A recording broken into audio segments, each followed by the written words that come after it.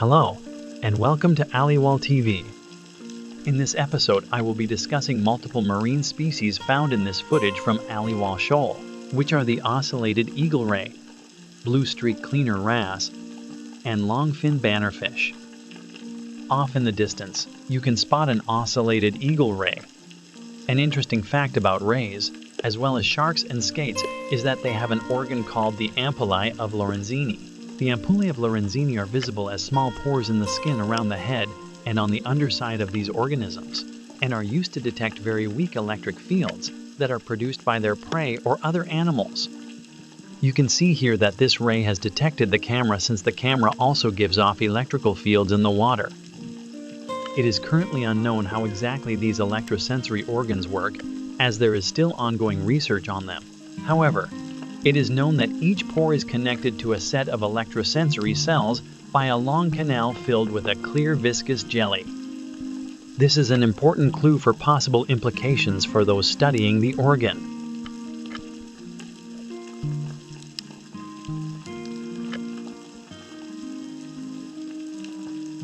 Here you can notice this blue streak cleaner wrasse hanging around the other neighboring fish, which will occasionally pick off any parasites they can find off of them. As I mentioned in episode 3, this is a mutualistic relationship between the blue streak cleaner wrasse and its host, as both species benefit from this interaction. Take some time now to watch how this cleaner fish interacts with other marine life as it performs its task.